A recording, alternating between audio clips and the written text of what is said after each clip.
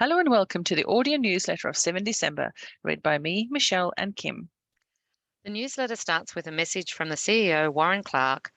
2022 was another difficult year with many challenges, but NatRoad members can draw pride for the resilience showed during turbulent times.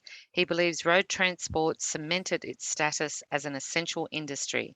On the policy front, there were substantial wins. The new federal government moved to secure AdBlue supplies, brought in a new unfair contract law, and delivered on a promise to fund more rest stops across the nation. As for 2023, we can expect more of the same economic and policy challenges, first and foremost of which is getting to grips with a new industrial relations environment. NatRoad will provide more information on that in the new year. Making the regulatory environment more conducive to doing business remains a priority. The push to make licensing standards universal and to construct a pipeline of new drivers that makes our sector stronger and safer won't stop. NatRoad is also pushing on with a project to build the viability of operator businesses. We won't stop building the value of NatRoad membership. As this is Warren's last column for the year, he'd like to urge all members to try and make time for a break over the Christmas New Year period and to wish you and your families all the best. The Fair Work legislation amendment, Secure Jobs Better Pay Bill, was passed recently following an agreement between the Greens, Senator David Pocock, and the federal government. The bill looks like it will have a profound effect on employers and employees. NatRoad is concerned about the potential impact of so-called multi-enterprise bargaining arrangements, where businesses could be subject to an agreement because they have a common interest with others. Small businesses with fewer than 20 employees have been excluded, and there is potential for others to be exempted by the Fair Work Commission. Another round of modern award reviews will ensue when the decade-long award modernization process is still in train. Enterprise agreements that have expired, known as zombie agreements, will go, and the law strengthens sexual harassment protections and alters the requirement when an employee requests flexible work. Having a plan in place to deal with these issues is vital. Once NatRoad has fully analyzed the impacts of the changes, we will hold a series of webinars starting in January 2023. It's noteworthy that the bill was passed in just 6 weeks with limited parliamentary assessment. In the next newsletter, we will provide further details of what these changes will mean for your business and how to respond. In the meantime, if you have an industrial relations issue and want to seek advice, just call one of the NatRoad advisors. Parliament has also passed the Anti-Discrimination and Human Rights Legislation Amendment, Respect at Work Act 2022, the Act. The Act implements recommendations from the Sex Discrimination Commissioner, Kate Jenkins, who found that 33% of people, 39% of women, had experienced workplace sexual harassment in the last 5 years. What has changed? Employers have a positive duty to eliminate sexual harassment, conduct that subjects a person to a hostile work environment on the ground of sex breaks the law. The Australian Human Rights Commission, AHRC, has more power. Harassment is more easily defined. Civil action is made easier. Time limits to make a complaint are longer. Safety laws have been updated. There is a new avenue for applicants to seek redress through the Fair Work Commission. Members are encouraged to take proactive steps and amend policies and procedures and train their staff to ensure they are ready to address these new obligations.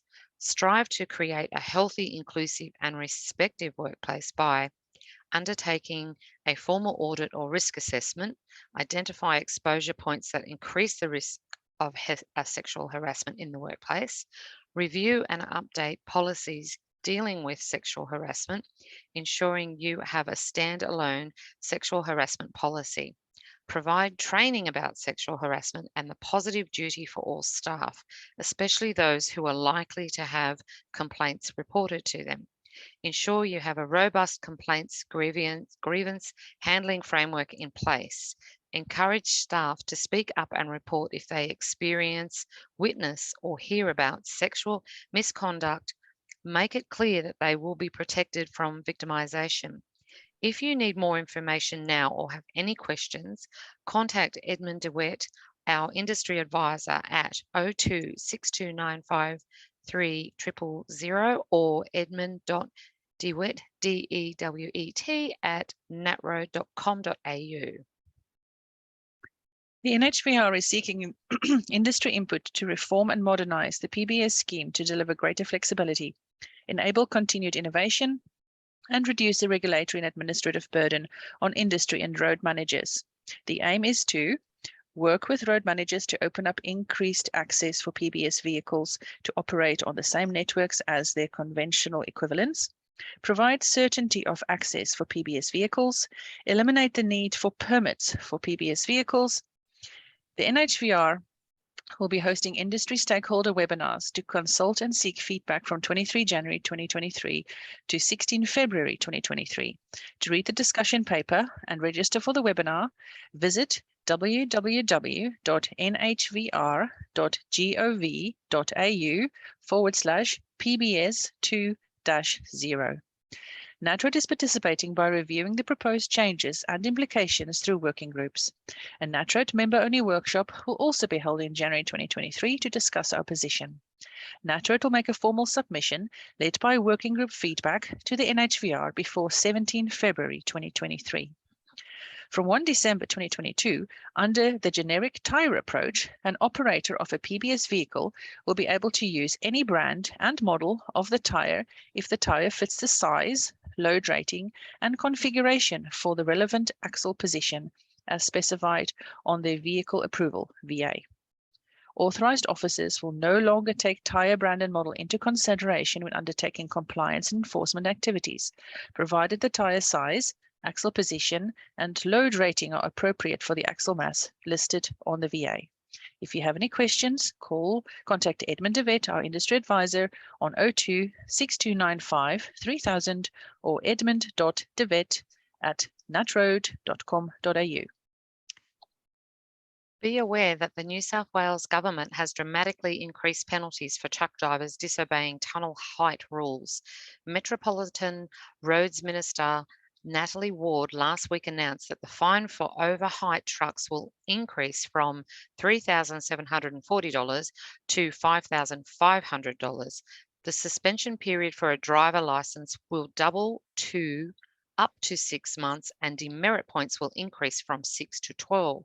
The announcement follows a recent run of over-height truck incidents in the Sydney Harbour Tunnel, with 40 detected in 2022.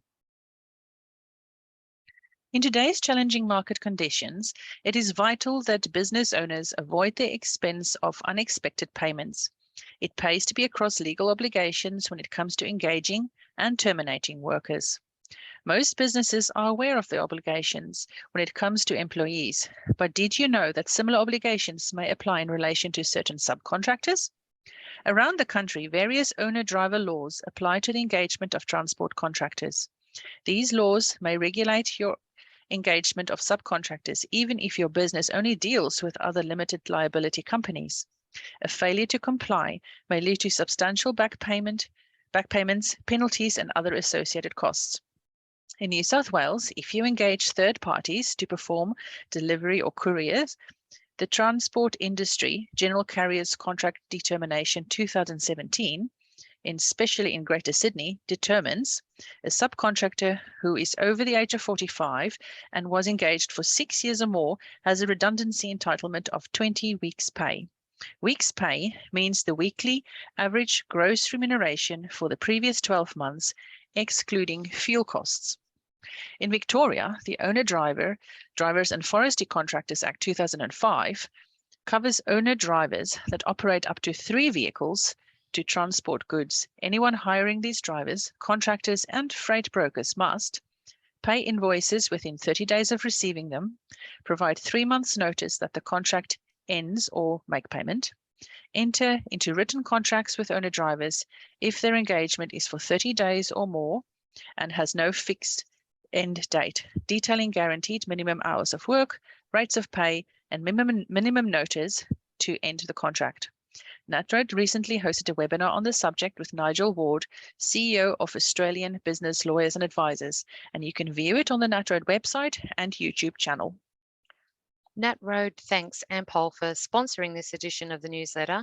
If you have any questions regarding articles in the newsletter or need further assistance, please contact the NatRoad team on 1-800-272-144 or email info@natroad.com.au.